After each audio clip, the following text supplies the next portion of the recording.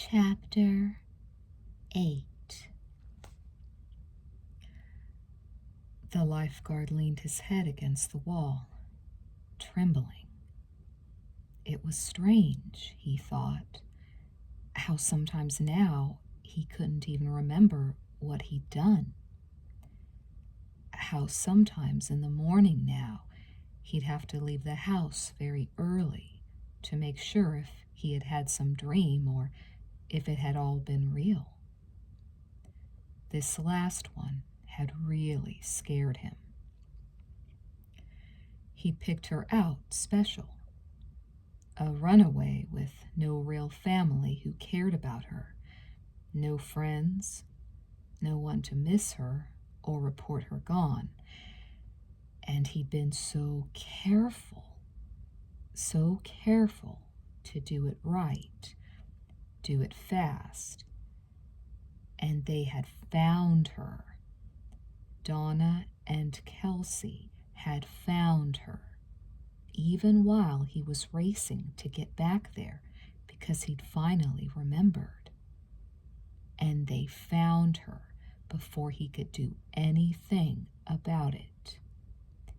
He didn't understand how he could have forgotten and left her there.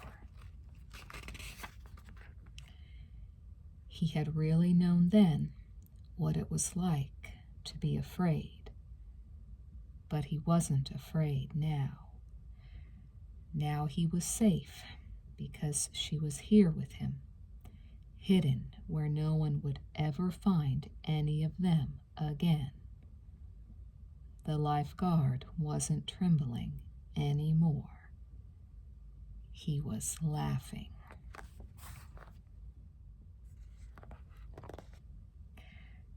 Chapter 9. I can't believe you're giving up. She's gone, Justin. Why can't you accept it? Kelsey could hear them arguing even before she got to the door. Sighing, she sat down on the porch step and stared out through the trees to the empty beach visible through the branches. It had been a long day, and she felt drained. You're so damn unfeeling. You're just letting her go. Look, they've turned the whole island upside down. They've used dogs and nets and boats and helicopters. What do you think? That I'm not upset? That I don't care? That I don't lay awake nights trying to think of one more thing we haven't thought of? You think I don't worry about Dad? I'm more worried than you'll ever know, Justin, than you could ever dream. And not just about Beth. Kelsey's mind jostled back to the present. The voices inside the house had gotten louder, and she squirmed uncomfortably, feeling like an eavesdropper, but not knowing where else to go. About what then? What's going on with you anyway? Look, Justin. Neil's voice grew calmer, struggling for patience. His silhouette glided by the window. Look, I know this is hard, the not knowing, and we might never know. I mean, we have to be prepared for that. Beth was such a good swimmer. Okay, Justin, Beth was a great swimmer. Beth could have been the best swimmer in the world. That still doesn't mean she could have saved herself. Why not? What are you saying? The silence stretched out, endless minutes, but Kelsey could feel the pain, the tension. I'm saying, Neil said finally, quietly, that no one will ever see her alive again. And there's nothing else we can do? Justin faltered. A pause, then. Nothing. So, this is it. Kelsey leaned over, resting her forehead on her knees. She heard the screen door creak open behind her, heard bare feet, caught the expressionless glance of Neil as he went by without speaking. She watched as he disappeared through the trees, then turned expectantly as Justin came out onto the porch. He stared at her several seconds, then smiled sadly. You don't have to stay out here. It's your house, too. I didn't want to intrude, she said, making room for him on the step beside her. He sat down and offered her the Pepsi he was holding, taking a sip when she shook her head. No intrusion. I'm just trying to drown my sorrows. He winced. Wow, poor choice of words. Kelsey smiled, but Justin added, He's not telling me something. Neil? She looked up, surprised. Justin nodded, set the can down in the grass. There's something on his mind he's not saying. Not that we're all that close, as you've probably guessed by now, but I can tell he's keeping something back. What do you think it is? I think... Justin cast her a sidelong glance. It has something to do with the way Beth died. Kelsey stared at him, unsure of how much to ask. At last, she said, What could he know about it? Justin lowered his eyes, took a deep breath. He says she's dead. He's sure of it. His eyes raised slowly, blue and clear and plaintive, drawing hers with their desperation. How can he be so sure? How can he be so positive she's dead unless he knows something the rest of us don't know? There was something about the way he said it, the way his voice went suddenly hollow. Kelsey felt an unexpected shudder and gazed at him, unsettled. There was fear in his voice. She suddenly realized. Fear, unmistakable and real and cold. And as their eyes held, she heard him speak again, as from a long way off. You don't know Neil, he whispered. Nobody knows Neil. Nobody. Justin! Kelsey jumped as Eric came around the corner of the cottage and Justin got to his feet. Over here, Dad. Where's Neil? Eric looked from one of them to the other. On the beach somewhere. I don't know. Justin made a vague gesture as Eric stared. Well, go find him, will you? We need to talk, and I want both of you here. Eric hesitated. I'm sorry, Kelsey. I'm really sorry you had to be here for all this. She opened her mouth to reassure him, but Justin took her arm and pulled her to her feet. It's okay. He can't hear you anyway. Look, why don't you go on in? You'll have the whole place to yourself for a while. Despite her troubled curiosity over their discussion, she nodded and watched him go off through the trees. A shower and a nap would feel wonderful after everything that had happened today. But first, she would call Ginny and tell her about Beth's note.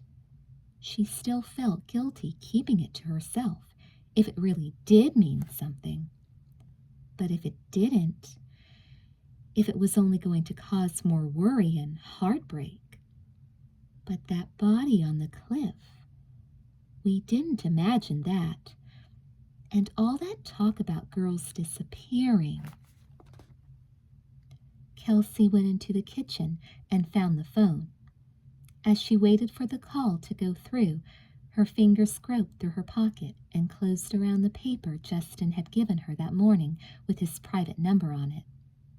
Kelsey counted the rings, 4, 7, and was just about to give up when the familiar voice answered. Jen, it's me, Kelsey! A shriek and then static, while Jenny rambled on about things Kelsey couldn't quite hear. Jen, be quiet for a minute, will you? I have something important to tell you. A matter of life and death? Kelsey's stomach fluttered. Could be. Look, Jen, Kelsey, my dad's having a fit out there. We're just leaving for the cabin, and you've got to listen to me. There's this note. Kelsey, I can hardly hear you. What are you on, a 12-party line? There's this echo. No, it's a private number. Jen, in a minute, Dad. He's really yelling. Kelsey, can I call you when we get back? But that'll be 2 weeks. Jen, listen to me, please. Kelsey's voice rose. There's this note. The girl I'm staying with thinks someone's going to kill her. Well, thought someone was going to kill her, and you're not making any sense. Dad, I said in a minute. It's Kelsey. Only she's missing now. Jen, can you hear me? She's missing, and she might be dead, and I hid the note in my robe, and I don't know if I should show it to anyone. What? There's that echo. I can hardly hear you. You sound like you're in a tunnel or something. Jen, please. Okay, I'm coming. Kelsey, he's ready to kill me. You know how he gets. Look, I'll call you when I get back. But Jen, it's an unlisted number, and Jen! Kelsey wailed as the connection broke. First one click, then another. She stared down at the phone, then slammed it back into place and leaned her forehead against the wall. Now what? Ginny hadn't heard a word she'd said, and she was no better off than she'd been before. Sighing, she dragged herself up the stairs and into the bedroom. She locked the connecting door between the boys' room and the bathroom and began to undress. The shower felt wonderful, soothing her sore muscles. She hadn't realized just how keyed up she'd been. Rinsing shampoo from her hair, she turned her face up, letting the drops dance across her cheeks, massaging the pain behind her eyelids. She reached up and shut off the faucet, and heard something moving in her room. Naked and dripping, Kelsey stood there, too terrified to move. Silence hung around her, even more horrible than the sound had been. Whatever, whoever it was, knew that she had heard, knew that she was in here right now, listening, alone. Kelsey's heart lodged in her throat, making her feel sick. The silence was crushing her, the awful silence punctuated now by the thud of her racing pulse, her blood pounding ice through her veins. Kelsey, I think someone is going to kill me. Her hands were shaking so badly she could hardly control them. Curling her fingers around the edge of the shower curtain, she tried to pull it back without making any noise. The faucet dripped slowly into the tub, loud plops that echoed like gunshots. There was no sound at all from her bedroom. Explanations tumbled through her head like leaves in a windstorm. Maybe Neil had come back, looking for Justin, unaware that Justin was out looking for him. Or Justin had knocked and she hadn't heard, and he'd come in trying to find her. Or Mom, or Eric, or nobody. Maybe I imagined it. It was the plumbing or something outside, or just the house settling, and there's absolutely nothing out there. Groping, her hands found the towel, and she wrapped it around herself, inching cautiously toward the door. She couldn't hear anything now on the other side, nothing to suggest that anything might be wrong. Swallowing over the sharp tang of fear, Kelsey shakily called into her bedroom.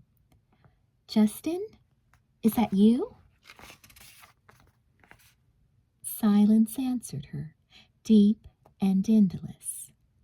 Slowly, slowly, she cracked open the door. The room was just as she'd left it. With a sigh of relief, Kelsey moved out into the middle of the floor, her eyes scanning every surface. Her purse, right there on the desk where she'd left it. Her sandals, kicked back under the hem of the bedspread. She smiled to herself and bent down to pick up her robe. It must have slid off the end of the bed when she tossed it from the closet. Her knees were still shaking, and she suddenly realized how chilly she felt. She slipped out of the towel and into the robe, easing herself down on the edge of Beth's bed, stretching her legs out in front of her, toes pointed into the rug. The cold shock of water went through her instantly, the spongy feel of wet fabric against her skin. She jerked her feet back with a cry and stared in horror at the braided rug between the beds.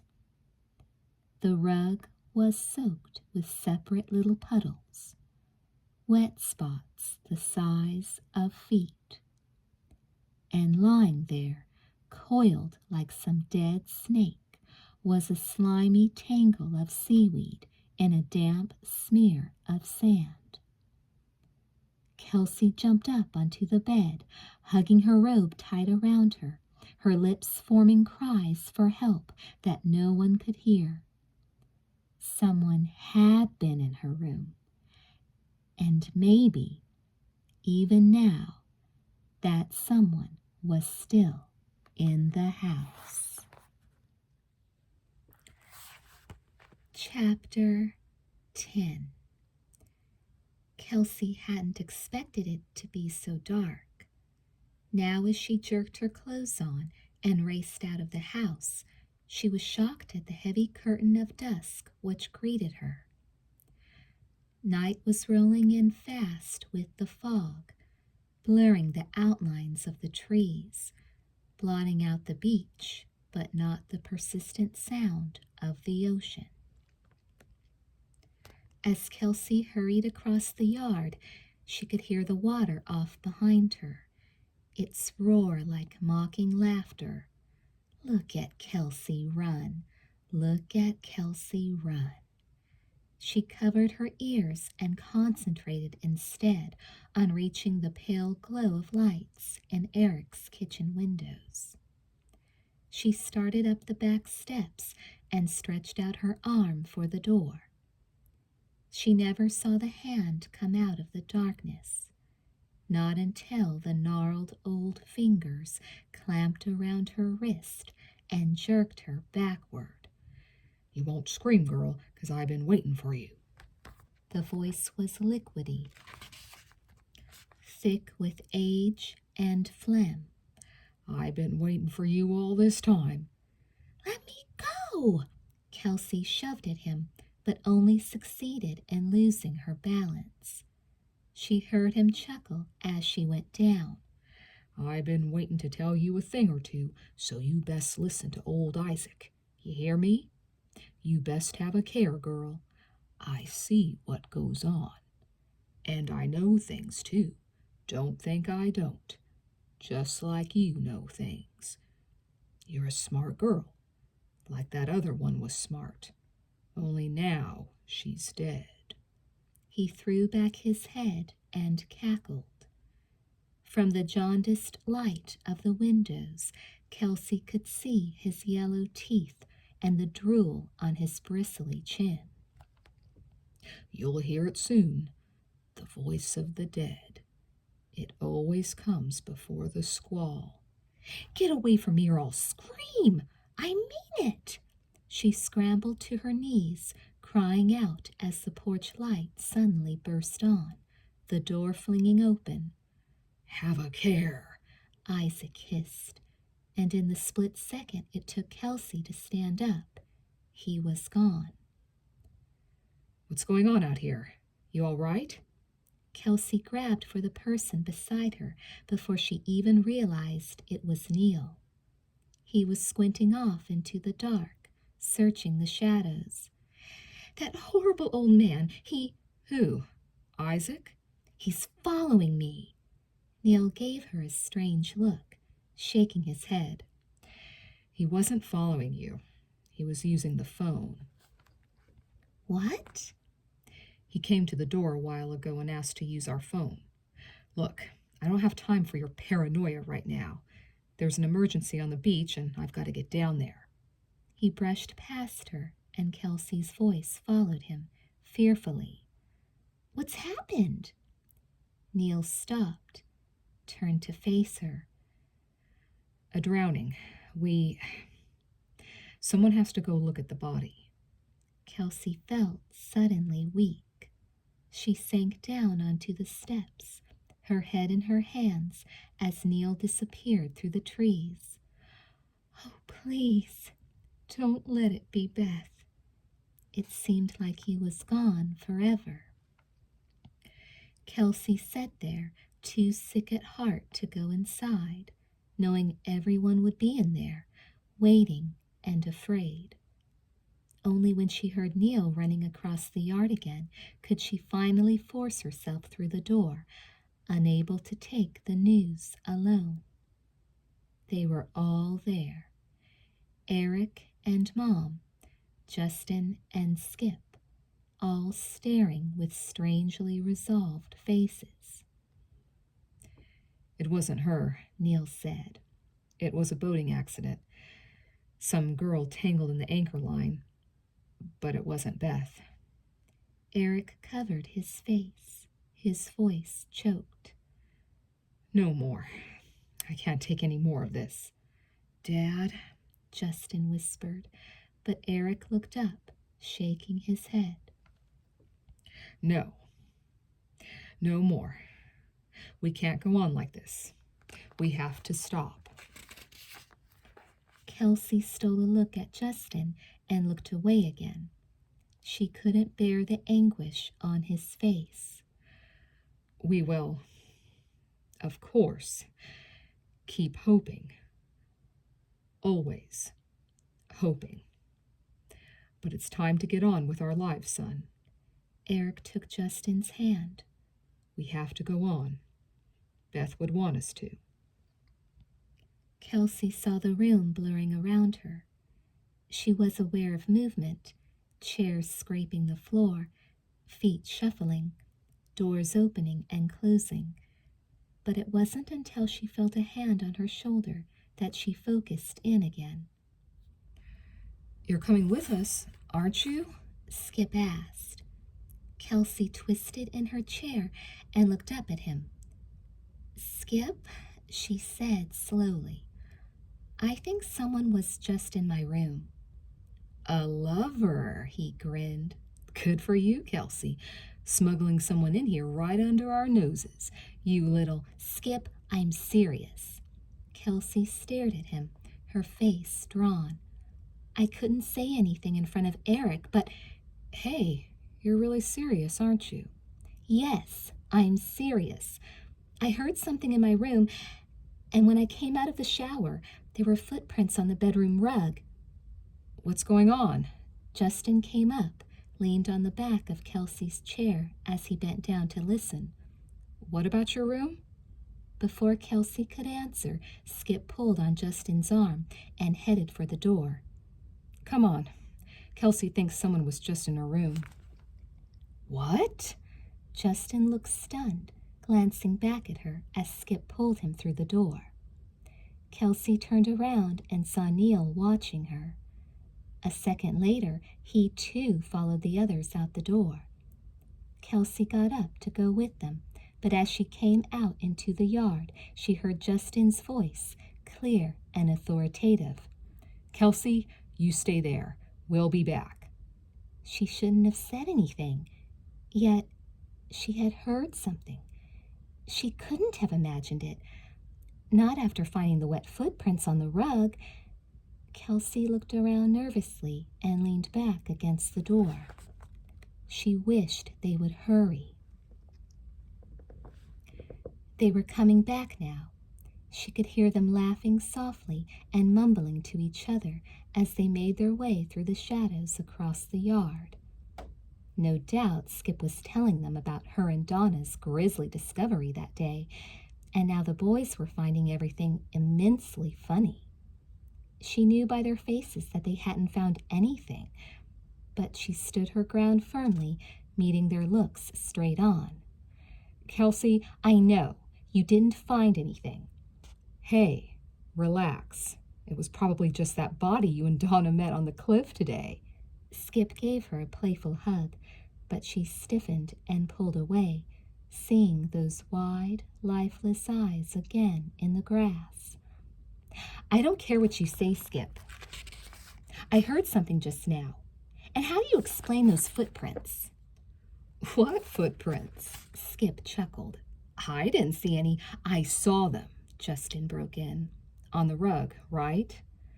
At her grateful nod, he smiled. I saw them. Really. They were there. Okay, you saw them. So who put them there? Skip asked. She probably did it herself, Neil said matter-of-factly, shouldering past Kelsey into the kitchen. She probably just tracked the water in from the beach. You're crazy, Kelsey shot back, and he whirled on her with a look that stopped her cold. If I tracked the water in, then why wasn't there any in the hall outside my door or on the stairs? There was water in the hall and on the stairs, Skip said, deadpan. You tracked in the whole damn ocean. You're lying, Kelsey whispered, and her eyes fell on Justin, wide, pleading. Skip? Justin sighed, and then to Kelsey. He's lying. But there were footprints from the tub across the floor and onto the rug. You probably did it coming out of the shower. She couldn't believe what she was hearing. As she stared at 3 pairs of expectant eyes, she could feel herself going rigid, could hear her voice going thin. I didn't make those footprints on the rug. They were already there when I came out of the bathroom. I hadn't even been on the rug before then. Justin looked uncomfortable. He dropped his eyes, his brow creased with an anxious frown, and Skip slapped Kelsey on the back with a loud guffaw. You're just like Donna. 2 crazy females. You really expect us to believe that? Look here, Kelsey. If you didn't do it, then who else could have? I mean, who'd be wandering around the island going into girls' bedrooms and making puddles, huh? Was anything missing? Kelsey shook her head reluctantly. Well, was it? Well, no. Okay, nothing stolen. Nothing ransacked, nothing vandalized, no murder weapon on the pillow, no suspicious note slipped under the door. Kelsey looked up, shocked at his words, but Skip didn't notice and went on. Nobody was in your room, Kelsey. All this disappearing stuff is making you paranoid. Justin? She turned to him, her eyes beseeching, and he reached out and took her arm. Kelsey, it could have been a lot of things. I believe you heard something, but Skip's right. Things like that just don't happen on this island. You imagined it. Skip dismissed it with a wave of his hand. It wasn't real. Maybe it was another of your weird dreams, huh? Maybe it was a ghost, Neil said, glancing at Justin. Maybe it was Beth coming back to see who was in her room. The sudden silence was painful. After several seconds, Neil turned and walked toward Skip's car. Skip coughed uneasily. Justin sat down on the step, looking disgusted. Don't listen to him, Kelsey. He's just in his usual good humor. Come on, I think we all need to get out of here for a while. Skip took Kelsey's elbow, but she shook him off. I think I'll stay here, thank you. Oh, boy. Skip rolled his eyes. Hurt feelings. Okay, I apologize. Does that make you feel any better? I apologize for not believing your weird stories. You've been around Donna for exactly 1 day, and already her wild imagination is rubbing off on you. Justin got up and went inside. I'll tell Dad we're going. Going where? Kelsey sounded icy, and Skip put on a downcast face. To my house. You remember. Skip, I hardly think this is the time for a party. Oh, ye of little faith. Just trust old Skip here a minute, okay? He paused, then leaned into her face, his expression sincere. Look, Justin's my best friend. I just want to get him away from all this for a while. Nothing wild and crazy, just good friends and some positive environment for a change. Kelsey regarded him primly, and he gave her a hesitant smile. Okay, I'm sorry for what I said. If Justin believes you heard something, that's good enough for me. But what or who, I don't know. Personally, I think everyone's jumpy, seeing spooks in every corner. I know it must be tough for you, being in Beth's room and all. That's why I think it was probably just the wind. And you were so scared coming out of the shower, you didn't even remember tracking the water. But the seaweed, how do you explain that? What seaweed? Oh, Skip, don't tell me you didn't see the seaweed. Kelsey, I swear, I don't know anything about any seaweed. Footprints, yes. Water, yes. Seaweed, no. But the others must have seen it. Didn't they say anything? Look, Kelsey, Skip said, taking a deep breath, letting it out slowly. All I know is that we got in the house and everyone went off in a different direction to see if anyone was hiding in there. You'll have to ask them about your seaweed. When I got to your room, I didn't see any seaweed, and I didn't smell any salt water either. He reached out, gently squeezed her shoulder. Now come on and go with us. What do you say? I know it'd make Justin happy if you would. Kelsey didn't know what to think anymore. What he said made a lot more sense than her own fears. After all, hadn't Donna told her how safe the island was? And why would anyone have just walked into the cottage knowing the boys were probably around somewhere? She was tired, and she was jumpy.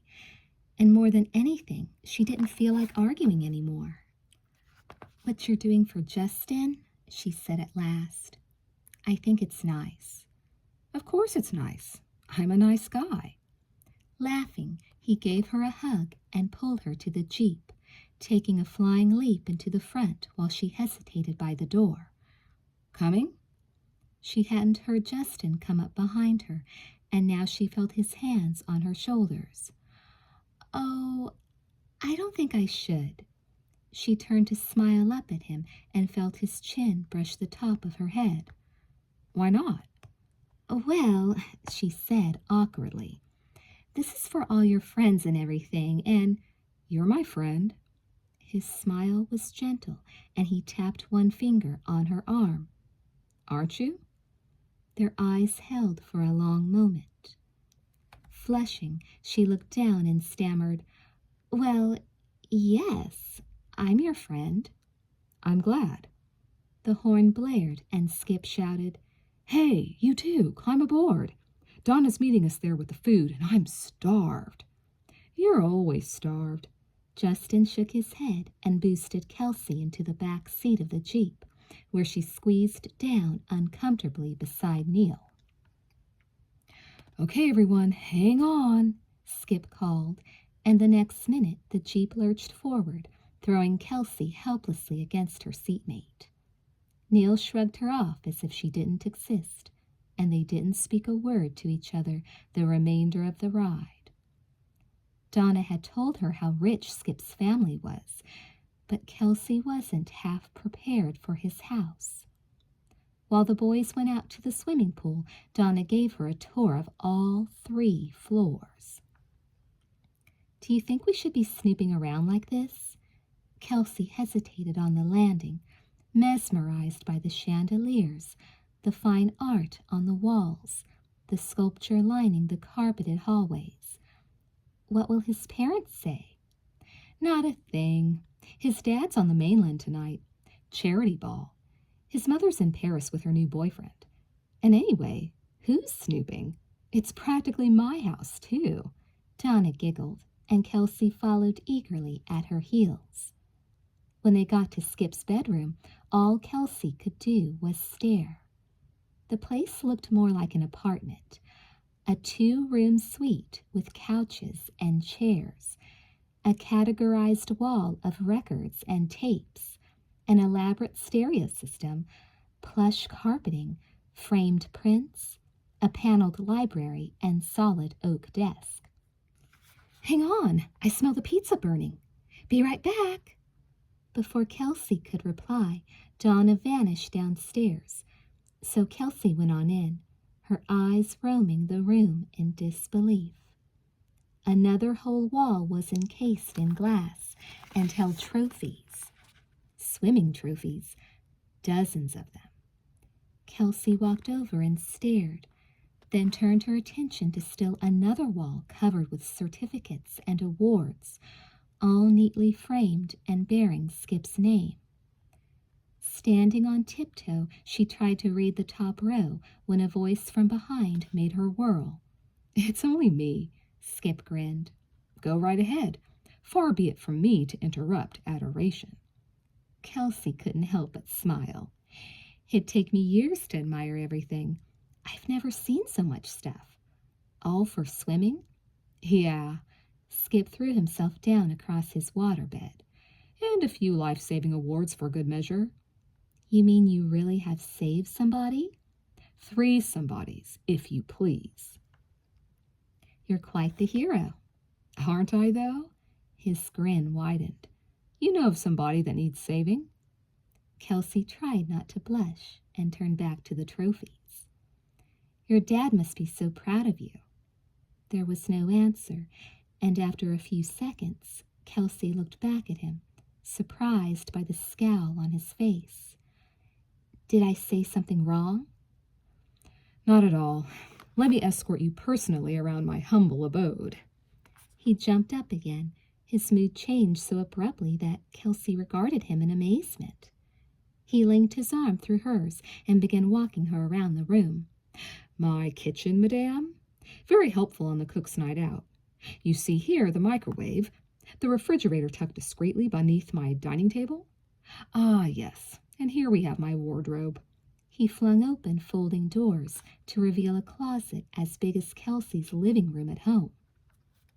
All color coordinated and custom designed, and, as you can see by my current and favorite attire of ragged jeans and torn t-shirt, positively useless. Now, here we have the bath. Sunken tub, separate shower, gold faucets, and, watch your step, my dear, out onto this very private deck, a jacuzzi of my very own. Impressed? No? Well, well, come right this way and see my dark room, and my personal computer system, and my larger-than-life viewing screen for TV and VCR, and there's not going to be any food left if we don't get downstairs." Donna's voice came authoritatively from the hall, and Kelsey laughed as Skip looked askance. "My God, she caught us! Now it's blackmail for sure." He swung an arm around each of them while Donna tried to look disapproving. "All right, ladies, to the pool it is." Kelsey stood for a moment on the wide patio, surveying the gigantic swimming pool banked with flowers and ferns, the wooden gazebo, the lattice-covered porch with its bar and stereo and barbecue pit large enough to roast a whole cow. She felt like the newest member of a country club. "Aren't you eating?" Kelsey looked up as Justin handed her a paper plate of food. She hadn't realized, till now, how really hungry she was, and she took the plate, smiling. "Thanks, it looks wonderful." "And you look tired." He studied her, worry in his blue eyes. "Feel like sitting down?" "That would be nice." He led her to a small table and pulled his chair closer to hers. I've been trying to think of how to thank you." Kelsey's eyes widened. "Thank me for what?" "For last night. For telling me you were there." "Justin, I didn't do anything." A hint of a smile touched his lips. "You cared. Thank you for caring." She looked down self-consciously, suddenly intent on her pizza. I just know how it feels to lose someone, that's all. There was muffled conversation behind them, Skip and Donna arguing beneath the blare of the music. I'm sorry, Justin said. I'm sorry that you've ever had to lose someone. He didn't pry, and Kelsey blinked back unseen tears. So what will you do now? Drink till I pass out? It sounded so out of character coming from him that Kelsey started to laugh. A shy smile hovered on his lips once more, as if he were secretly pleased. I like it when you laugh. You should do it more often. Flustered, Kelsey toyed with her plastic fork, not knowing what to say. I know how you feel, Justin went on. People always feel that way when something bad happens. They want things to be normal again. They want the bad part to be over so they can get back to their nice, safe routines. But they keep thinking about the victim, about how she can't ever be happy again, or normal, or sometimes even alive. His voice dropped. And then they feel guilty wanting to get on with their lives. He sighed and pushed back his uneaten food. Right now, all I want to do is be here. Be anywhere. Anywhere but home. Thinking of anything but Beth. Kelsey nodded, but didn't trust her voice to speak. I think Neil's right, Justin reflected. The not knowing, that's the worst. 'Cause then, every day of your life you think, maybe today you'll hear something. Maybe today she'll turn up. But you can't do that, Kelsey said, surprising even herself. You can't live your life for something that might never happen, 'cause then one day your own life is over and all you've done is live for someone else. Justin watched her, his face thoughtful. There was a light in his eyes, soft like the sound of his voice, and his sweet, sad smile. Feel like taking a walk? All right. He took her arm, guiding her to a tall gate in a wall at the back of the yard. Where are we going? The beach is right out here. He was looking back over his shoulder and didn't notice the way she suddenly tensed. They're still arguing. They won't even miss us. What about Neil? I don't see him. Their fighting probably drove him away. It's what they do best together, fighting. She really likes him, you know. I know. He held the gate, and she went ahead of him, stopping almost at once, unprepared for the sudden surge of darkness. It's okay, Justin said softly. The moon's just behind a cloud. You'll be able to see the whole beach in a second. He reached for her hand, and she held on to him gratefully as he led the way across the sand. The wind was balmy and slow, sighing in over the black eternity of ocean, and the sky sputtered for just an instant, then slowly flooded with light. Even to Kelsey it was beautiful. As the moon shone down between trails of clouds, the beach shimmered around them, the sand, the rocks, glowing like burnished silver. Far beneath a sprinkling of stars, the shoreline gleamed wetly as water tumbled in and out, burbling like a sleepy child at play. Kelsey watched it all, felt its power and beauty, and wished that she could love it, that the fears would never come to her again. Well, what do you think? Justin asked softly, squeezing her fingers. Without hesitation, Kelsey said, I think it's wonderful and terrifying. I always used to want to live on the beach. His glance was quizzical. And now? No, she said quietly, and they kept walking side by side. After a while, Justin gave her hand a little shake. Well, this is how the other half lives. The other half, meaning you, she teased, and was rewarded by another almost smile. I was talking about Skip, Justin corrected her. And all these other mansions were walking by. Are we trespassing? The beach is private, but technically we're Skip's guests. And don't forget, I am the lifeguard. His tone had taken on a new relaxed sound that Kelsey liked, and she smiled up at him. And do you enjoy it, being a lifeguard? He shrugged. It's a job. I get to meet lots of people. Girls. Yeah, okay, girls. His smile was almost embarrassed. It's certainly not as glamorous as the movies make it. I don't go around resuscitating damsels in distress very often. And yes, I have gotten sunburn. And no, most of the time people don't pay attention when I yell at them. So I have to go out and chase them back in. Which beach is your favorite? This one. It's a lot calmer. Not so many accidents waiting to happen. You feel like a swim? Without even thinking, Kelsey stopped, jerking her hand free from his. No, not tonight. It's really warm, Justin assured her. Going to the water's edge, he filled his hands from a burst of spray and let the water trickle onto the sand at his feet. I don't have a suit. I'm sure there's one back at the house you can use. I'll just go back and... No! Kelsey tried to control the anxiety in her voice. No, I don't want to go swimming. I hate it.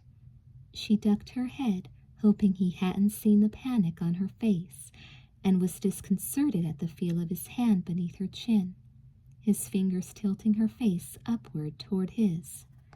Kelsey, I'm sorry. I didn't mean to upset you. You don't have to swim. You don't have to do anything you don't want to do. She struggled to tear her eyes away, so conscious now of his touch upon her skin, the way he was looking at her, all kindness and concern. It's not that, she whispered. It must be something. You seem pretty upset. She hadn't realized she was trembling. Now she mustered all her resolve and backed away, forcing a smile. I just don't like the water, you know? Like some people never like spinach, or going to the dentist, or taking their finals. Did something happen when you were little to make you so afraid? He asked gently. 2 years ago. 2 endless years of remembering. I haven't always been afraid. But you're afraid now. Kelsey nodded. But you should go in and swim if you want to. I'll stay here and watch. No. Let's go back to the house. No, really. Kelsey's voice rose. I'll feel like I've spoiled it for you. Kelsey, don't be silly. I can swim anytime I want to. Please, Justin, I don't want to be afraid of it. She didn't know why she said it. The words had tumbled out as if eager to be free of her once and for all. Justin gave her a strange look, and then slowly began to pull his sweatshirt up over his head. All right, I'll go in. You'll see it's really nice, warm and soothing, like a massage after a hard day's work. She stood there, watching him as he kicked his jeans away and straightened the band of his swim trunks. I'll go in, he said again, and then you can come closer. No, I'll sit here. Just to the edge. Right here, see? The water doesn't even come up this far. Justin backed away from her very slowly, his eyes never leaving her face. She took one cautious step, balked, and crossed her arms tightly over her chest, shaking her head at him. No, I don't want to get my clothes all wet. I'll just watch you. I can see fine from... You've got shorts on, and that practically counts as a bathing suit. Just think of it as going wading, Justin chuckled, in a giant bathtub. He was in the water now, surf bubbling gently up over his calves, and he reached out his hand to her. Come on, hold on to me. I can't. Yes, you can. I won't let go of you. We'll just stand here and give you time to get used to it. Kelsey felt her feet moving, carrying her forward as if they belonged to someone else. There was a roaring in her head that hadn't been there a moment ago. A little more, Justin urged. That's right. She felt the sand dissolve beneath her feet, like the earth melting away, and the steady warmth of Justin's fingers tightening over her own. See? Nothing to it. His eyes were so blue, even in the moonlight she could see them, and they were gentle, gazing at her encouragingly. In spite of herself, she gave a nervous laugh, and he laughed with her, drawing her closer so that once more she was tucked protectively beneath his chin. Okay, He whispered. She drew a ragged breath, felt his arms go around her as one wave, larger than the others, dashed recklessly against their legs, throwing her against his chest. She nodded, not quite trusting herself to speak. The dread was still there, the awful feeling that something bad would happen if she challenged her fears too far. But with the dread, there was also something else, a racing in her heart, a warmth spreading through her at the feel of Justin's bare skin against her cheek. I know what it's like to be afraid, Justin whispered. She looked up at him, so sorry for all he'd been through, and he read the sympathy in her eyes. It's all right. His lips moved against her hair, her forehead, closing her eyes, hesitant upon her cheek. Kelsey didn't realize she'd been holding her breath until she felt him pull back from her, heard him laugh, almost guiltily. Well, I guess this isn't much of a swimming lesson. Now it was her turn to feel shy. She lowered her eyes and laughed with him nervously, staring at his strong, slender hands that still held her. Maybe we should get back, she said, hoping the quiver in her voice wasn't giving her away. She didn't want to go back. She wished they could just stand here this way forever, with Justin keeping all the terrible fears at bay. He squeezed her arms. Not until I show you how much you're missing. Come on. That's right. Another 2 steps. Just follow me. Justin! Her fingers clamped down on his arms as he guided her out into the water. But his voice was soft, soothing her, his lips upon her ear. Shh, now. Just hold on to me. Justin, no. I've got you, Kelsey. I'm not going to let go of you.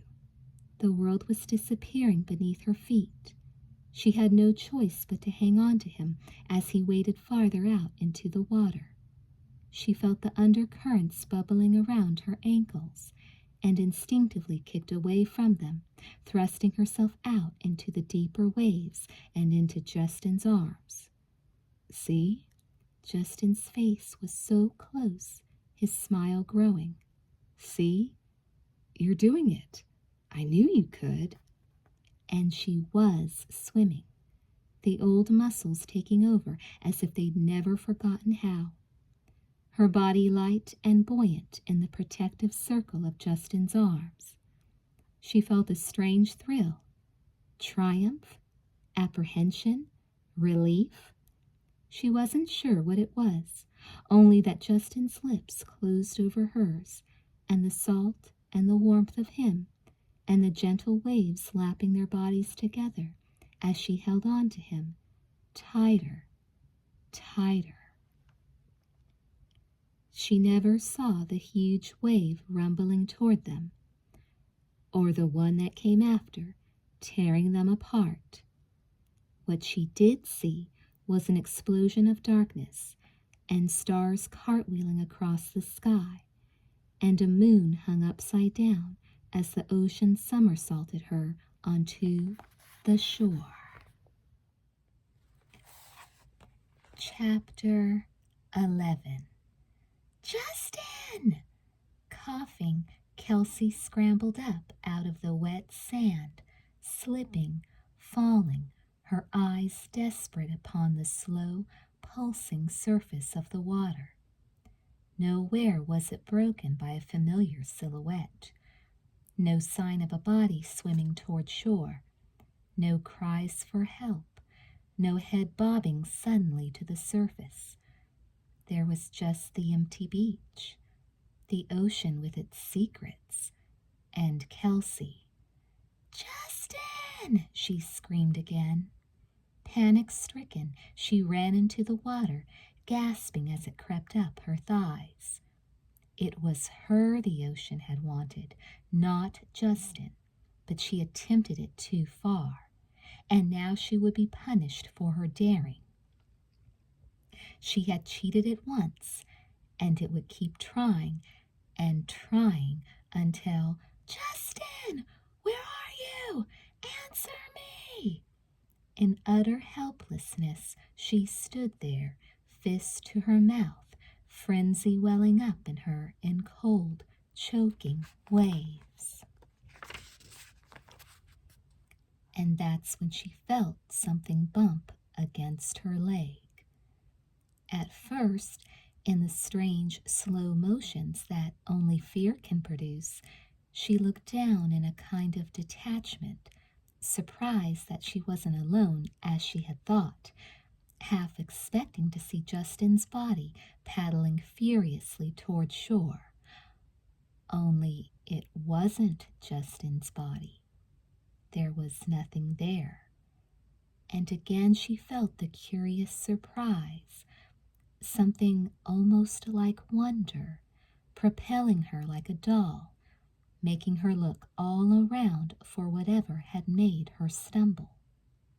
And then it made her stumble again, and the water parted in a long, wide ripple, moving slowly, deliberately away from her. She watched it, hypnotized, the ocean splitting beneath the moon, and Neil's voice, grim and prophetic, driving relentlessly through the fog of terror and into her brain. "Don't need deep water. 3 feet will do." And as she gazed at the smooth, clean break in the water, she saw it swing back in a gentle arc, saw it coming straight for her, saw something rise, blade-like, beneath the moon. Sheer terror flung her onto the beach once more, screams echoing over and over in her head, the sand crumbling beneath her feet, scraping her hands and face as she fell, ran, fell, ran. The whole beach a macabre funhouse where she raced for her life but never got anywhere. Lights swam by in a dizzying stream. "Where is everybody? Can't they hear? Don't they care?" And she ran, crying Justin's name that nobody heard. She tripped over some driftwood and sprawled flat, blood gushing from her nose, and as she stumbled to her feet, arms grabbed her from behind, nearly sending her into hysterics. "What is it? Kelsey, stop it!" She fought the hands that tried to steady her, swinging out at the wet body wrestling to hold her still. "Let me go! Oh, God! What the hell's the matter with you?" She saw Neil's black eyes, his scowl. She tried to twist free, but his grip was too strong. "Justin!" she babbled. "Back there!" "Where?" He shook her. "What about Justin?" "He disappeared," she sobbed. "I saw a shark." Even in the shadows, Neil's tan went white. He shoved her roughly in front of him. "Show me where." "You've got to get help. Show me, now." Together they raced back down the beach, Kelsey trying to keep up with Neil's effortless sprint. She felt sick, undigested seawater and absolute terror churning up into her throat. Her muscles shrieked in exhaustion, but when she stumbled, Neil ran on and didn't stop. "Where?" he called back over his shoulder. "Where were you?" "I don't know," Kelsey cried, pitching forward, struggling up again. He was getting farther ahead of her, and her legs were giving out. She could hear him calling Justin's name over and over again. "What do you mean you don't know?" he yelled angrily.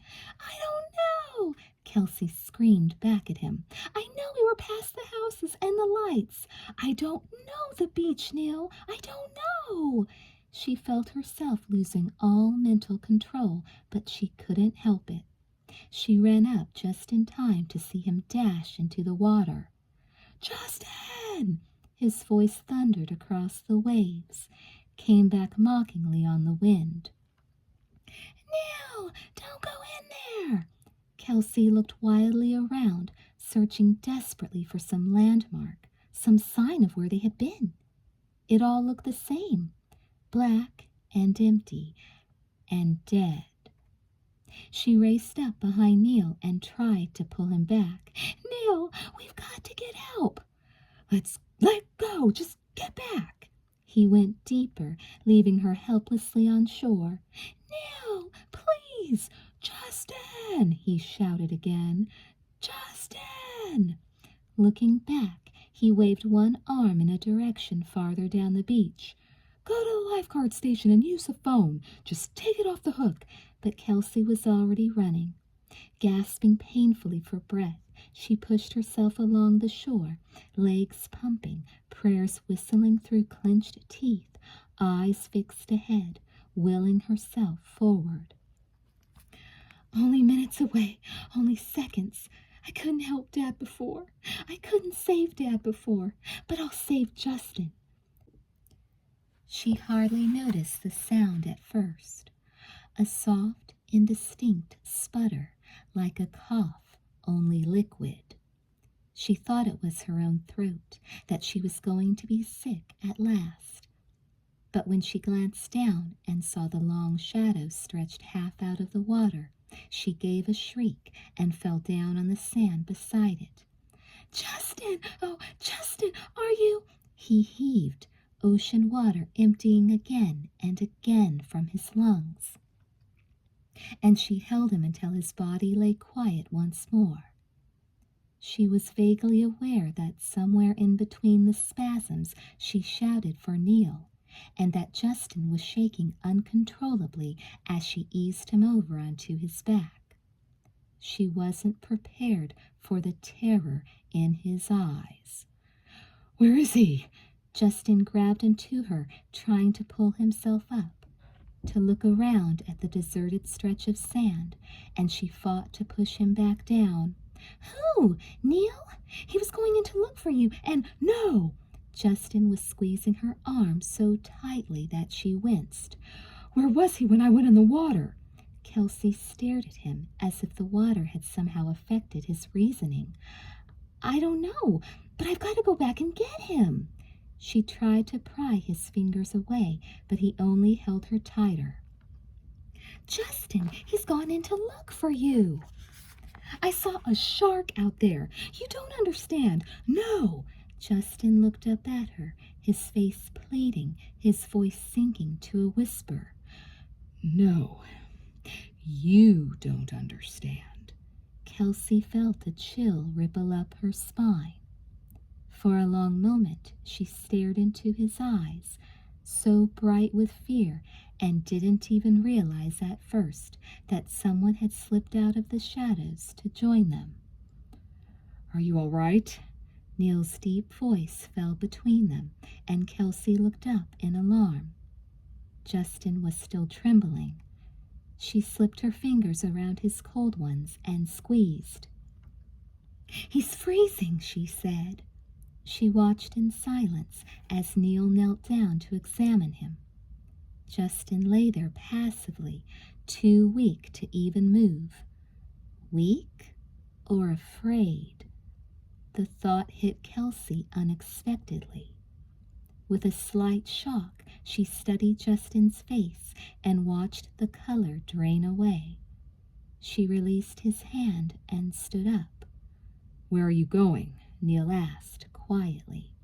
To get help. He needs a doctor. No, he's okay. Neil rocked back on his heels, fixing her with a level stare. But he's shaking and... I've checked him over. He's fine. We'll let him rest for a while, and then you can help me get him back to the house. Kelsey frowned, a strange apprehension creeping over her. This was all too much. First Beth, and now Justin, so easily, right in front of her eyes, and nothing she could do. Nothing. Just like before. Just like the last time. Only I wouldn't have let you die, Justin. I wouldn't have. She choked back a new wave of panic and looked over at Justin as he shifted uncomfortably on his back. She saw his eyelids close, saw his lips move, saw Neil bending closer to catch the half-murmured words that were so hard to hear. But Kelsey heard them. Staring at Justin's pale, exhausted face, Kelsey heard them and the fear that filled them. "Neil," Justin whispered, "where were you?" Chapter 12. "I don't know what I would have done," Donna said for the 5th time. She poured boiling water over the tea bag in Kelsey's cup and stood back to look at her. Out there all alone in the water like that? And Justin disappearing? "Donna, we have to talk." Kelsey pulled the blanket tighter around her shoulders and eyed her friend dismally. "Someone was in my room tonight, only nobody believed me." The tea kettle clattered down onto the stove. "Are you kidding?"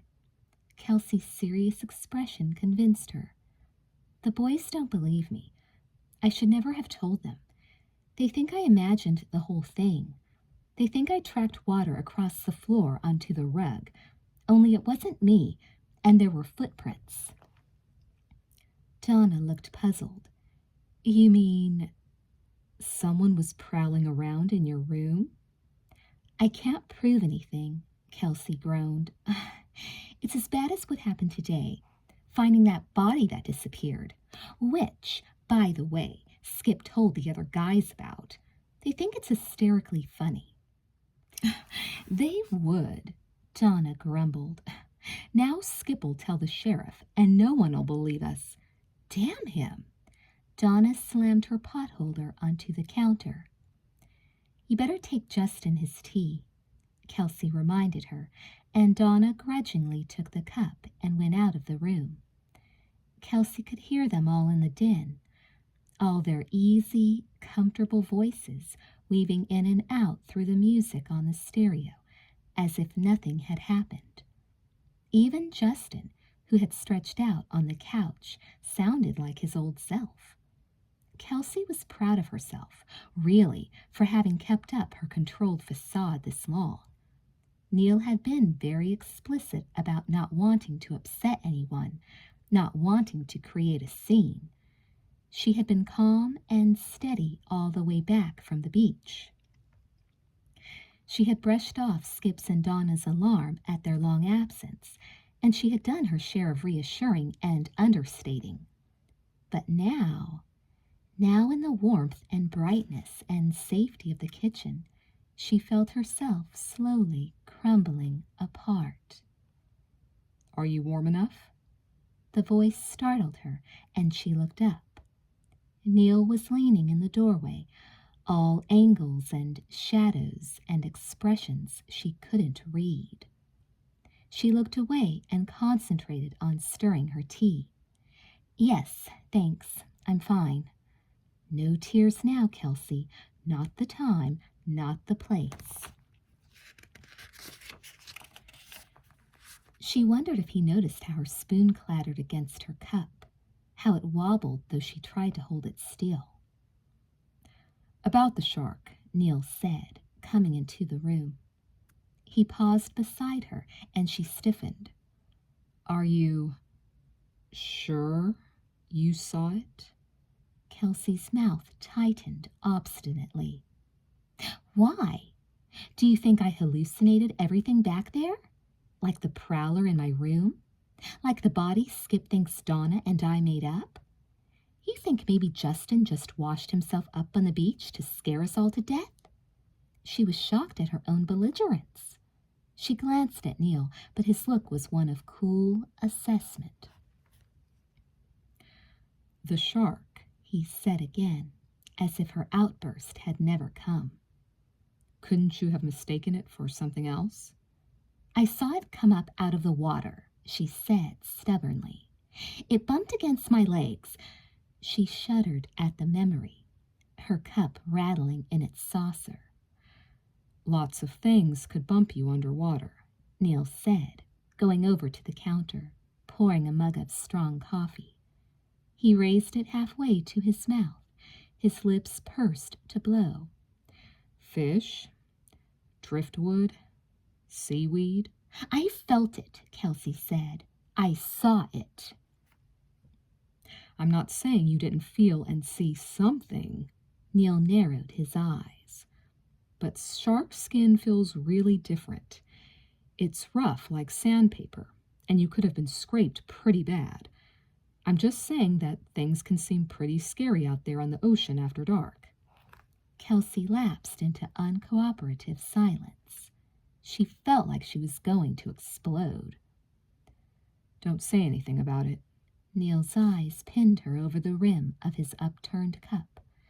"At least not just yet." "Don't you think people have a right to know if they're about to be eaten alive?" "Sure I do." He lifted his cup in a mock toast. "And they will. But there's no need for complete panic about this. Just let me notify the right people so they can handle it the best way.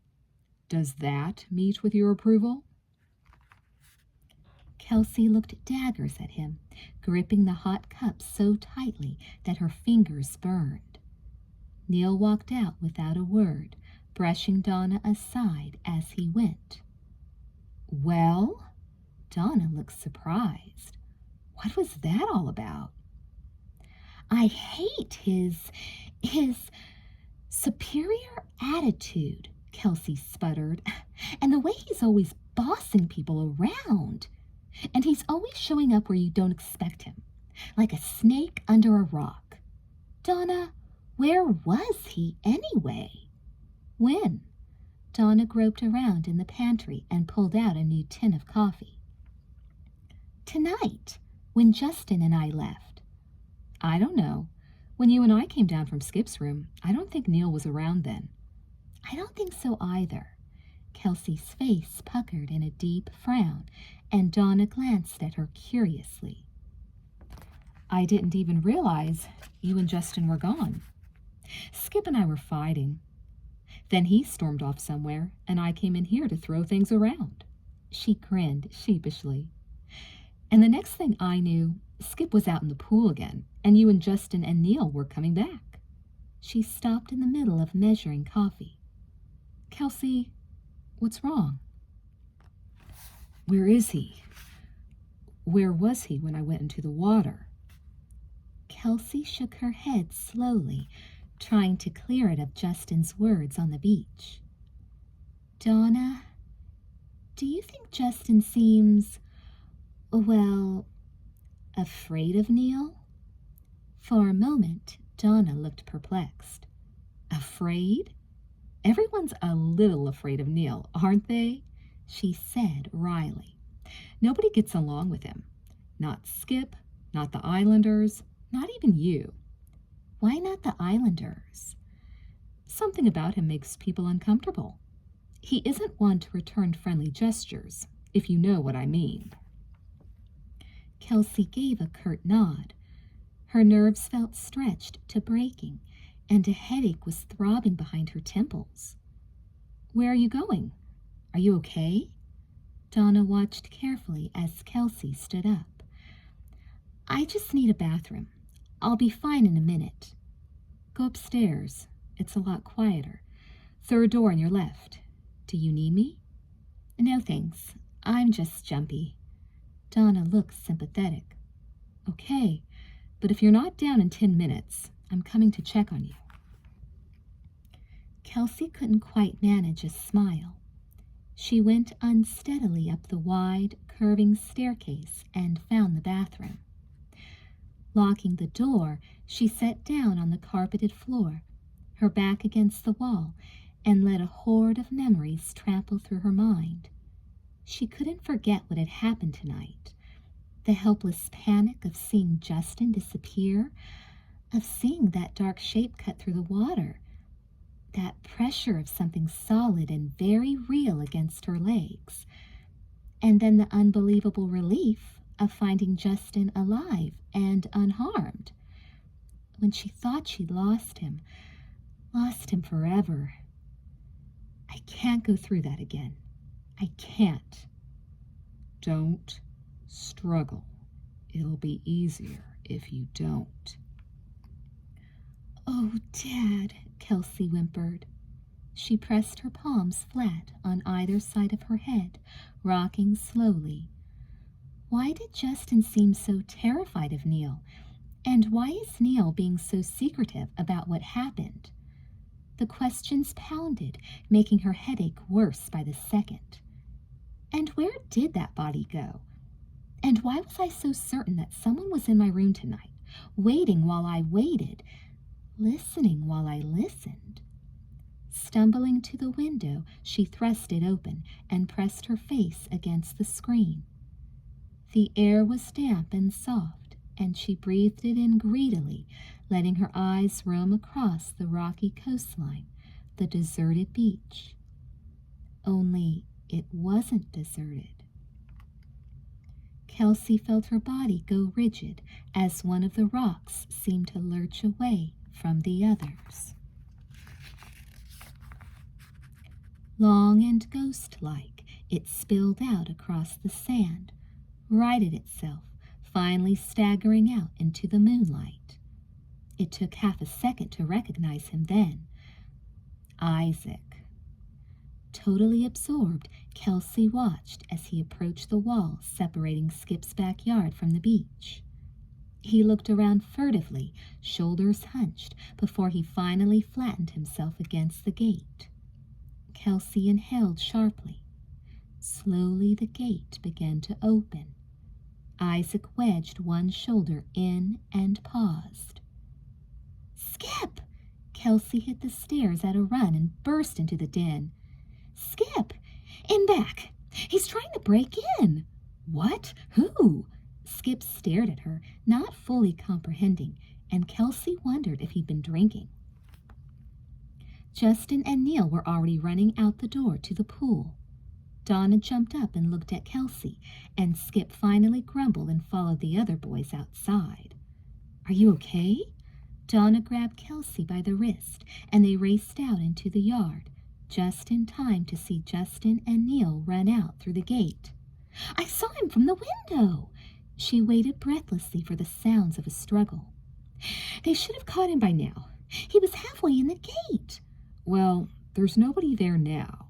Skip spread his arms wide, letting them drop again loosely to his sides. "You said he." "Yes, it was Isaac." "Isaac?"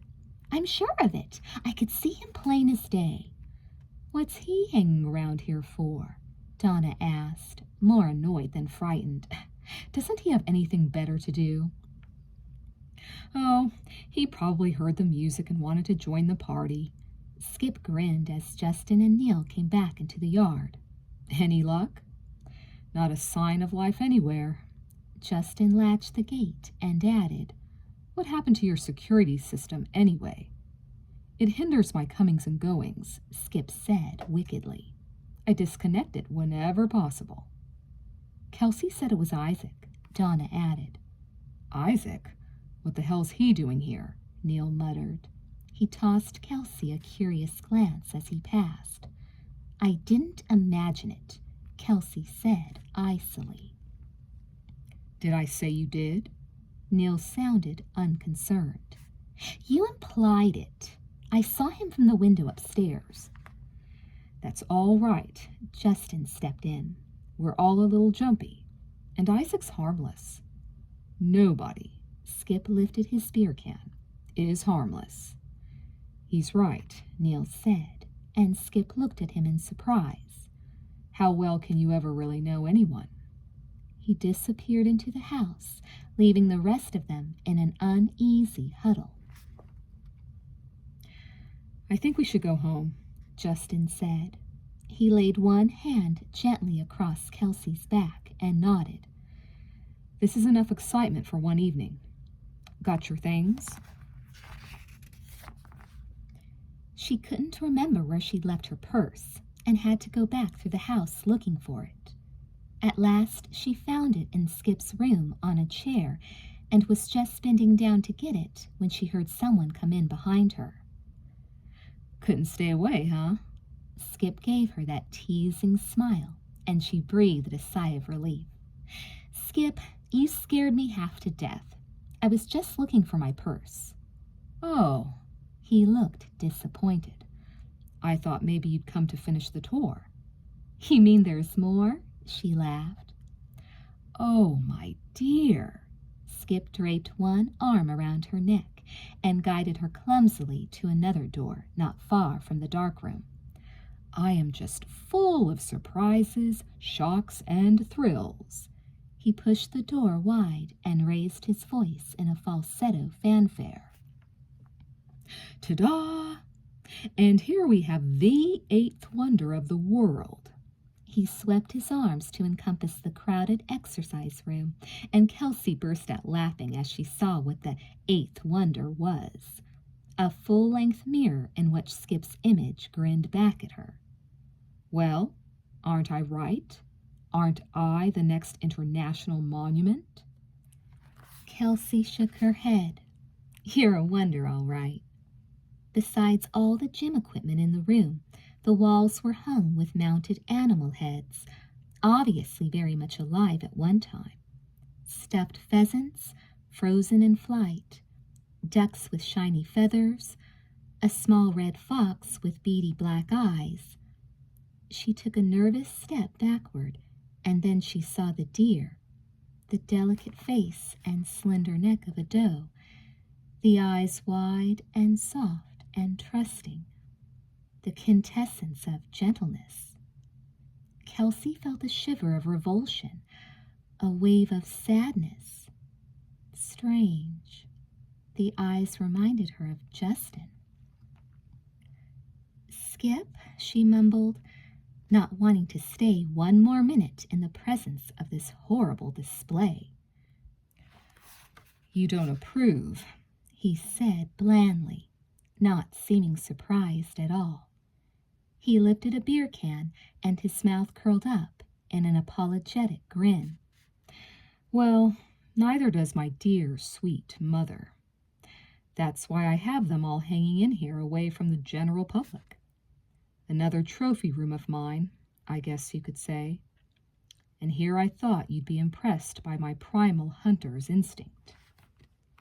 I just don't see how you could have killed that deer. Kelsey turned to him, disappointed. They're so sweet and helpless. It's the tracking, really. Skip went on as if he hadn't heard her. The tracking, going after them, and the prey, unsuspecting. His voice lowered, eyes fixed on the deer head high on the wall. So helpless, and you run it down. Stalk it till it's finally yours. He snickered, and Kelsey felt a chill snake up her arms. It's the tracking, Kelsey.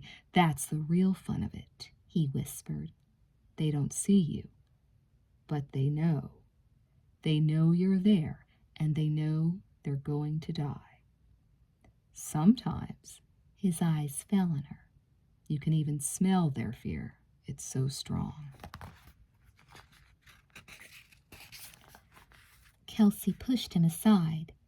Skip, you're drunk. I'm going home. And that completes this particular tour, Skip announced. Of course, there are more private, exclusive tours I'd be more than happy to sign you up for. His eyes twinkled blearily as he looked her up and down, and Kelsey gave him a tight smile. What I can't understand, she said, is how you could ever stand to go away to school and leave all this. Why? Skip feigned alarm, drawing back with a gasp. Why indeed? He fell back on the waterbed, looking peculiarly smug.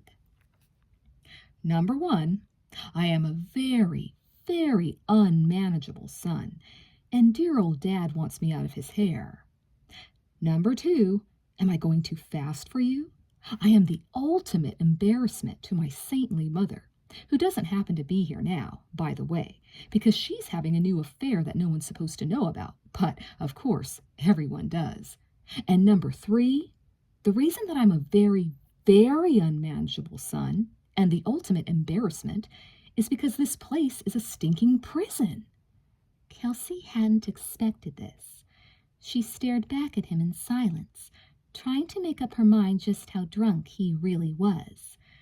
His face wore that same mocking expression it always wore, but as he looked back at her, his mouth trembled and he gave a forced, weak laugh. A prison? In case I didn't make myself clear. A prison of... He frowned, searching for the word, then snapped his fingers. Of privilege. Kelsey didn't know what to say. Suddenly she felt like an intruder who had no right to hear these things. You're right, Kelsey, Skip said, very quiet now. I probably am drunk.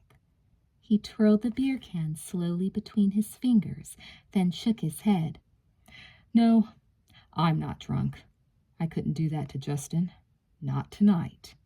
He smiled at Kelsey, and she smiled back, believing him. No, Kelsey. It's a strange, strange world I live in. This land of the rich and greedy. Everyone thinks I have everything. And do you? She asked softly. I'm used to getting what I want. His smile twisted, went bitter. And what I don't get, well, I just take. Kelsey felt her smile falter, fade. She looked at him uneasily, then turned as Justin's voice floated up from the stairs. Kelsey, we're leaving. Yes, I'm coming. Skip raised his beer can in farewell. To our next meeting? Skip, you either have to drive us home or we're taking your car, Justin yelled, and Skip clambered up with a sigh.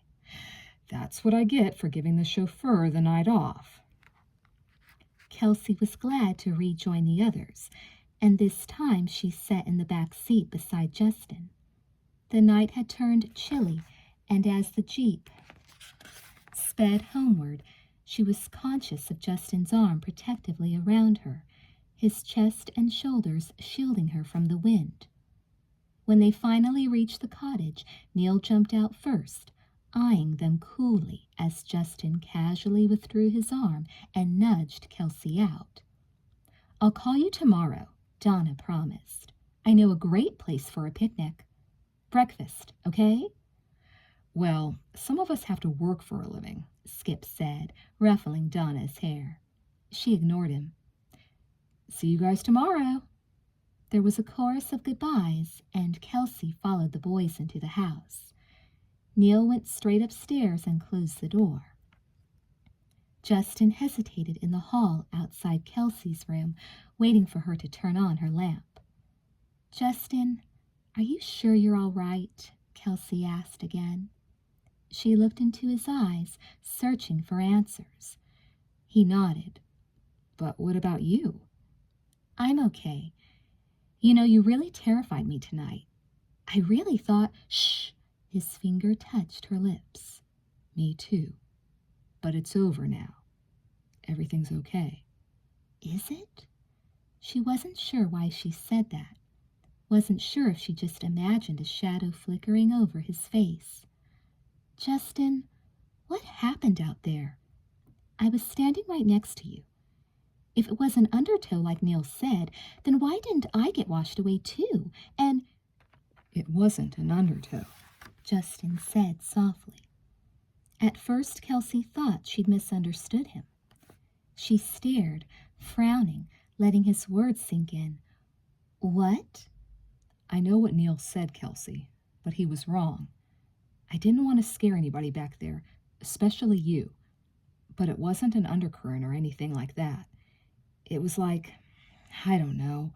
He shook his head slowly, as if trying to recall the exact feelings, the exact fear. Like something alive grabbed me from underwater, grabbed me and pulled me down. He glanced at her, almost guiltily. Maybe I imagined it. Maybe I panicked when I went under. It just felt... His eyes closed for a second, a brief flash of pain creasing his brow. "Justin?" Kelsey whispered. She sounded frightened, and he looked annoyed with himself. Listen to me.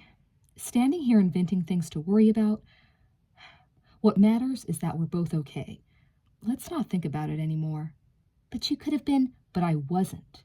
He smiled down at her, his body relaxing a little. I guess I owe you another swimming lesson. No, I don't think so. His eyes were so blue, so clear, and she couldn't look away. Good night, then. Good night. She slipped into her nightgown, pulled on her robe, and perched on the edge of her bed. So much had happened, so much that wasn't right. She had to think. Her eyes lowered, fell again on the rug at her feet. The stains were still there, lopsided rings of faded dampness, but the seaweed was gone. She stared hard at the spot where it had been, seeing it again in her mind, and she knew with fierce certainty that she hadn't imagined it. She got down on the floor, crawled slowly from the rug to the door, eyes narrowed and intense. No footprints here. No watermarks, no leftover stains. When I got to your room, I didn't see any seaweed. When had the other boys gotten to her room? And where had the seaweed been then? Kelsey crawled back to the rug and started over again toward the bathroom door. What she found there turned her cold. She hadn't noticed it before. She was positive it hadn't been there, or she'd have stepped on it. But now it was lying just beneath the bathroom door, as if someone had tried to push it under and it had snagged, almost hidden, but not quite. Just that one matted glob that had started to dry and work its way free, and now left a little trail across the floor like a strand of damp hair. With trembling fingers, Kelsey reached out, horrified, touched it. She jerked her hand back, but the seaweed clung, and she cried out as she tried to fling it off, to unpeel it like dead skin. The awful thing sailed across the floor, landing with a thud. Kelsey's hands flew to her heart, her throat fluttered to her mouth, and finally to her pocket, where they froze as a look of disbelief contorted her face. For suddenly, in the far reaches of her mind, she heard Jenny's voice again over the phone, struggling to get through. "There's that echo. Kelsey, you sound like you're in a tunnel or something. That echo." And she'd been trying so hard to tell Jenny about the note, only Jenny hadn't heard a word she'd said. But somebody had, because when she had hung up the phone, there had been 2 clicks, not 1. Somebody had listened in and heard everything, and now the note was gone.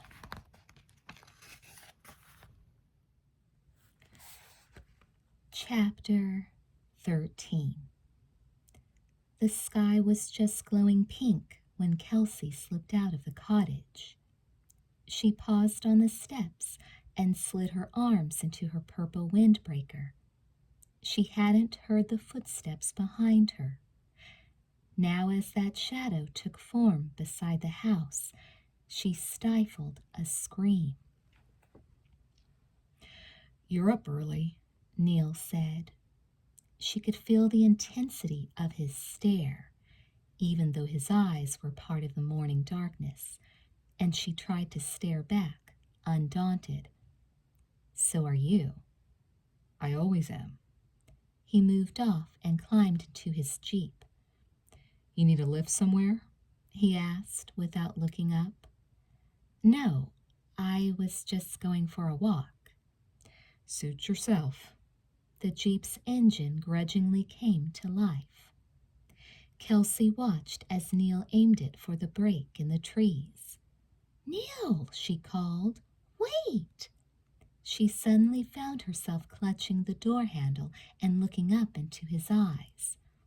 There was something so cold about them, black and bottomless. For one weird instant, she had the sensation of peering straight down into his soul and finding nothing there. The shock of it brought her back again to his insolent gaze and the impatient set of his mouth. "How's Justin this morning?" she asked lamely. He jerked his thumb in the direction of the house. Asleep? Why don't you ask him yourself? He reached down to shift gears, and her hand came down on his arm. "Wait, I've got to ask you something important. It's about Beth." This time there was a response in the eyes, as if something roused and warily wakened. Kelsey's fingers loosened on his arm, and her heart gave an uneasy flutter. "Get in," he nodded. She sat as far from him as she could without falling out of the Jeep, and he drove slowly, both hands on the steering wheel, eyes straight ahead. They headed down the beach toward the concession stands and the boat docks, Neil's eyes keen upon the shadows, as if he could ferret out their darkest secrets. Kelsey sat still and waited for him to say something. At last the Jeep braked to an abrupt halt. Neil shifted his body so that he was facing her and appraised her with his eyes. "So, what do you want to know?" he asked. Kelsey took a deep breath and plunged in. "I know everyone's saying that Beth had an accident, that she "Drowned," Neil finished for her, and she realized she was looking for something in his face. Remorse, sorrow, something. But there was nothing that hinted of any emotion. "You don't have to be so careful. Facts don't shock me at all. Besides, I've pretty much accepted it." It was a strange kind of acceptance, Kelsey thought, as if it hadn't taken much effort on his part. But Justin hasn't accepted it. "Yes, I'm sorry for Justin. And for my father. Isn't that what you want me to say? I'm sorry for anyone when tragedy comes." He leaned back into the corner and propped one foot on the edge of the seat, draping one arm across his knee. "And tragedies do happen. To all of us. Sooner or later." In spite of her windbreaker, goosebumps broke out over her arms. Kelsey rubbed them, met his level gaze, saw that his walls had gone up again. "But you don't think she drowned, do you?" A seagull called in the distance, a lonely cry beneath the relentless rush of the waves. From somewhere far away came the solitary wail of a boat whistle. "I think she drowned," Neil said at last. "I don't think it was an accident." In one split second, Kelsey felt all her fears congeal like ice around her heart. She scarcely trusted her voice to speak. "Then, you think—" "Someone killed her." The surf roared in her head. Or was it the wind roaring? Or just his eyes, boring into her and through her, with that blackness that was so inhuman? She tried to swallow over the lump in her throat. But why? "Why?" Neil repeated. He looked down at his hand slowly tightening into a fist. "Because she was there? Because it was a good night to push someone off a cliff? Take your pick." Kelsey didn't like the tone of his voice, so casual, so detached. He leaned forward very, very slowly until his eyes were inches from hers. And you think she was murdered, too? His eyes were almost amused. Don't you? It was a statement, not a question. She watched his hand loosen, clench, loosen again upon his knee. And it makes me wonder why you think that, he said quietly. Why you would ever think that Beth might have been murdered. She stared hard at a spot on the windshield, wishing she had never brought it up, never gotten into this Jeep, never come to this stupid island. I don't think anything, she said. I'm just trying to understand it, that's all. Don't. He twisted back into driving position, but his hand stopped halfway to the ignition as he glanced over at her. Don't make it your business. You'll just end up getting hurt. Kelsey's heart tightened unmercifully. She wanted to look away from him, to jump out and run from him, but his eyes held her there, compelling her to look back. You'll just end up getting hurt. Can we go back now? She heard herself mumble. He revved the Jeep into action, reaching the cottage within minutes. Kelsey didn't say anything more to him, and Neil drove away without a backward glance. You'll just end up getting hurt. His words hung there in the pale mist, adding another chill to the morning. She pulled her windbreaker tightly around her and sat down on the steps, trying to think. Why is Neil so convinced that Beth's been killed? She was glad when Donna strolled up the drive, lugging a picnic basket. What did you do? Clean out your whole restaurant? She waved and was answered by Donna's contagious giggle. This should hold us till the beach party tonight. What beach party? Oh, didn't the guys tell you? They have to work tonight for a party. A bunch of people from the mainland reserved the beach for some big special deal, and the law says they have to have lifeguards there. So why are we going? Donna's eyes twinkled. We're dates. Don't tell me you haven't been asked yet. Donna! Kelsey shook her head. What are you up to? Nothing, I swear. Only sometimes Justin's just so shy he needs a little help is all. Isn't that right, Justin? Kelsey spun around, startled, as Justin came down the front steps. He looked sleepy, his hair still rumpled, and embarrassed at having been caught. Morning, Sleeping Beauty, Donna teased him. Aren't you a little late this morning? Justin nodded. Guess I overslept. Have you seen Neil? I passed him on my way. He's got East Beach today, he said. And by the way, isn't there something you wanted to ask Kelsey about tonight? Donna! Kelsey turned on her, but Donna only laughed and gave her a big wink. The beach party, Donna prompted him. Bringing along a date, stuff like that.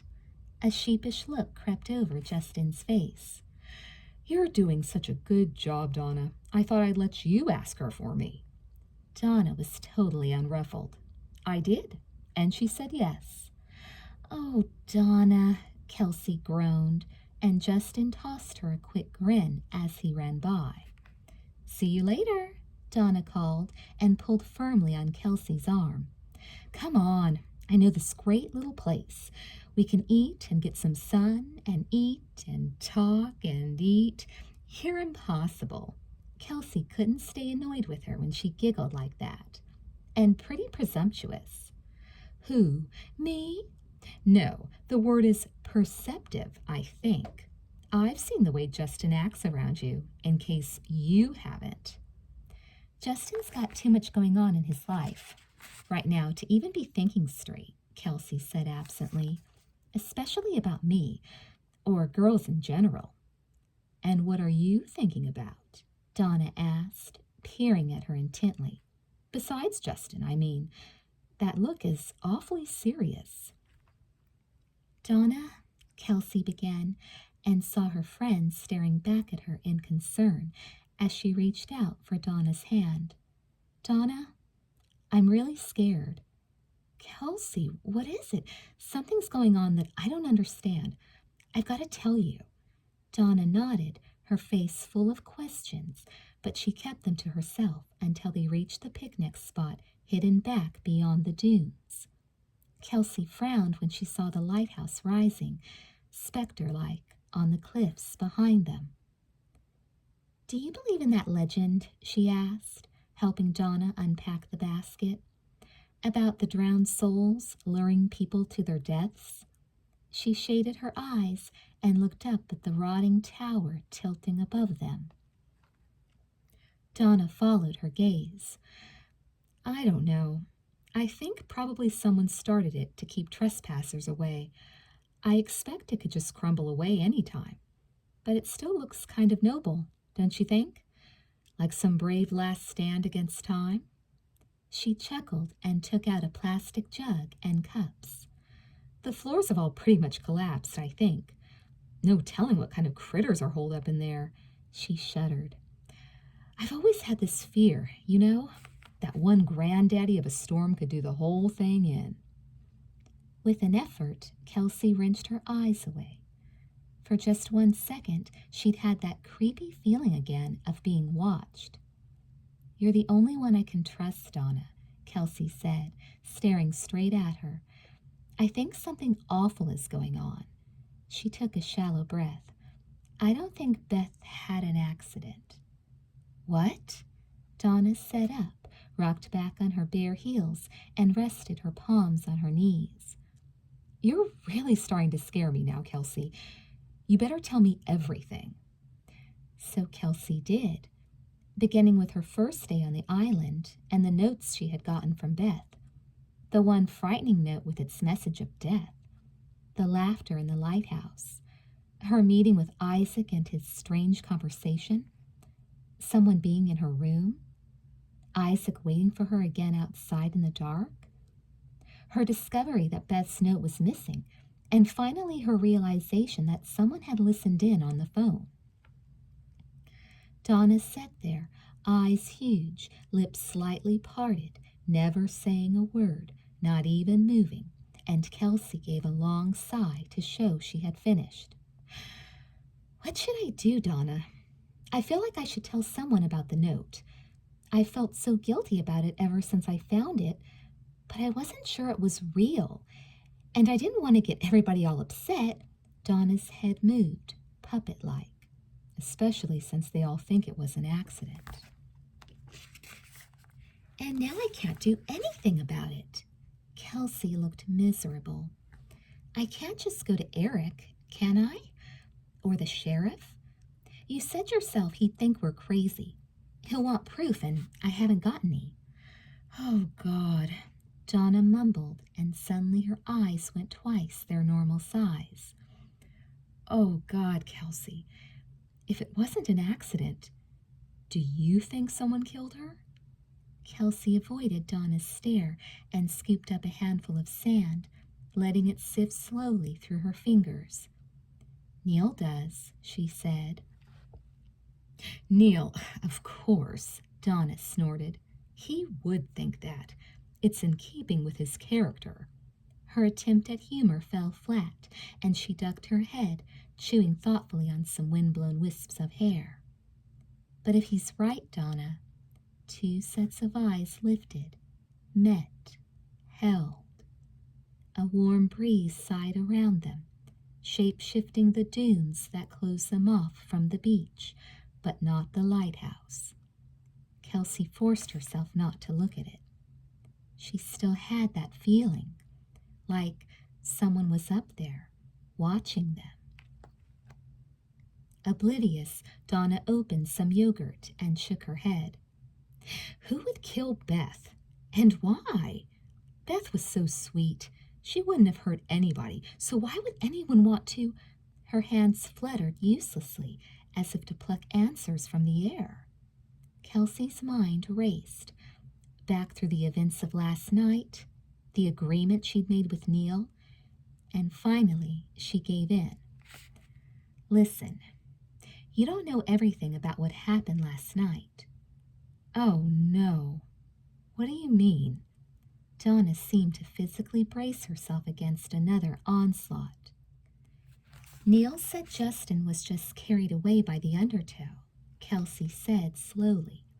But Justin's a lifeguard, right? He'd know better than to go in the water if it was dangerous. He said himself East Beach is his favorite beach. He must know everything about it. I thought about that, Donna admitted. But Justin didn't argue with Neil, so... She shrugged, looking totally baffled. No, Justin didn't say anything then.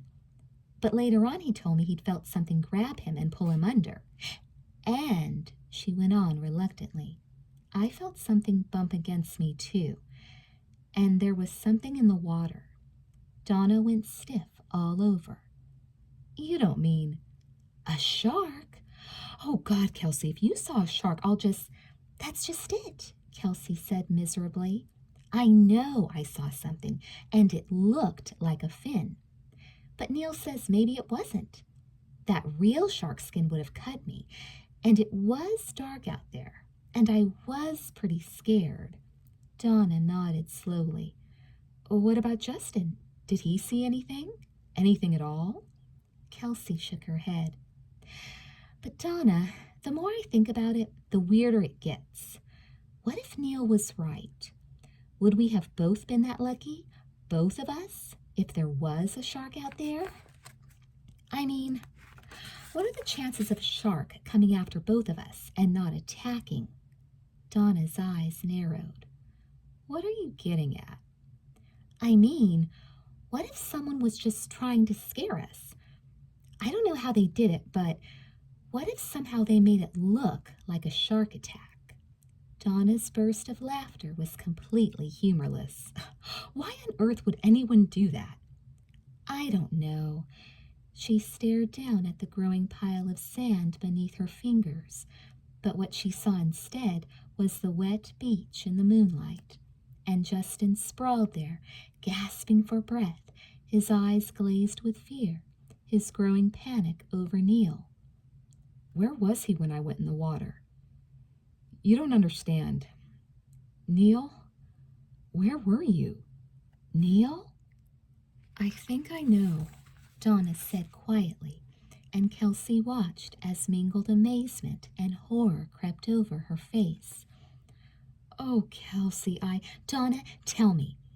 Maybe they weren't after Justin, Kelsey. Maybe they were after you.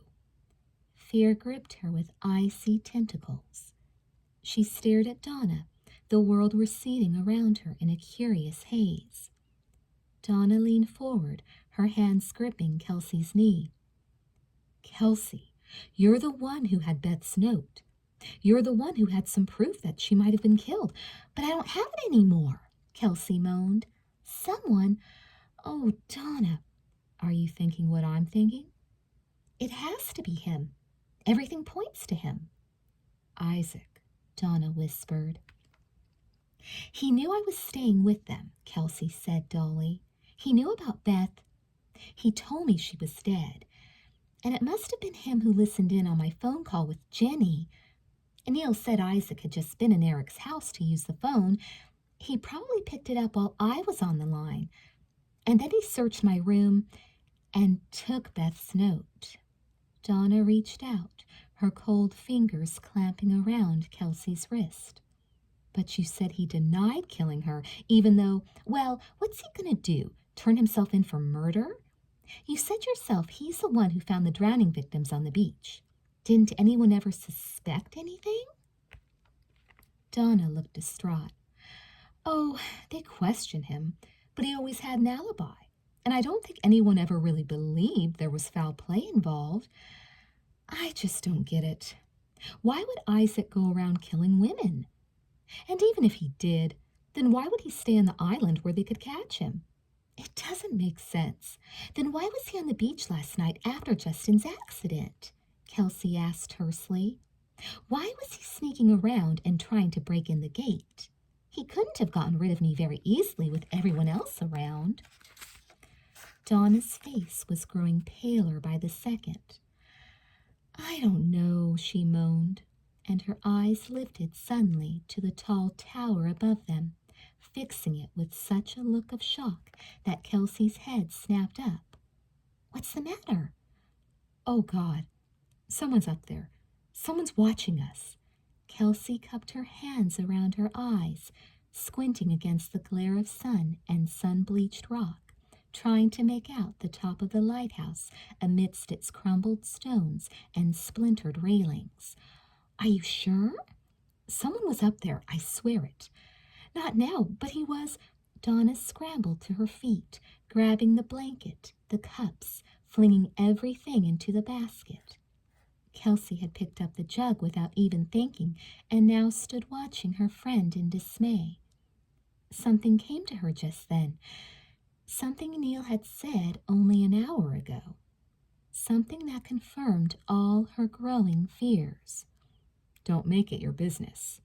You'll just end up getting hurt." And then it hit her. She looked up again at the lighthouse, felt Donna grab her by the shoulders and turn her around so they were face to face. Of course, Kelsey thought, and her mouth dropped open with the clarity of it all. Of course. Neil knows that someone killed Beth. Isaac must know that he knows. He was trying to kill Neil, not Justin. Neil and me. And Justin was simply a case of mistaken identity. "Kelsey," Donna was shaking her. "We've got to tell someone about all this. But how can we? We have absolutely no proof. Nobody will ever believe us. You can't go on now without someone knowing," Donna insisted desperately. "It's not safe for you. Not safe for me," Kelsey thought. "You'll just end up getting hurt." She stared at Donna, her face turning the color of chalk. "If he tried something once, he might try it again," Donna said slowly. "He might just be waiting till you're alone, Kelsey.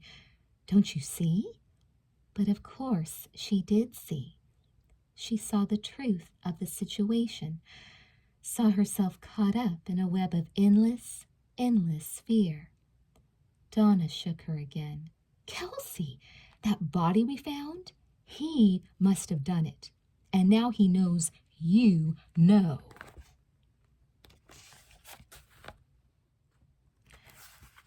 Chapter 14. The lifeguard twirled the paper between his fingers. He loved to play games, and this one was turning out just as he'd planned. Kelsey was so pretty and so gullible, so easy to scare. He'd had fun writing that note and leaving it under her pillow, and he'd had fun slipping into her room and taking it back again. She was even prettier when she was frightened. They all were, really.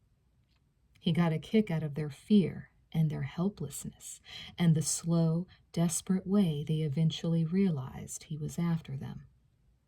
Except for Beth. Beth had ruined everything because she'd come after him. And he didn't want to kill her, but he had to, because she knew. He pressed his hands to his head, squeezing, squeezing, until the mixed-up darkness began to fade from his mind. And then he read the note one more time. "Kelsey, I think someone is going to kill me." The lifeguard laughed to himself and set the notepaper on fire, watching it burn to a soft, gray ash. He wouldn't hurry with Kelsey. He'd just take his time and enjoy it.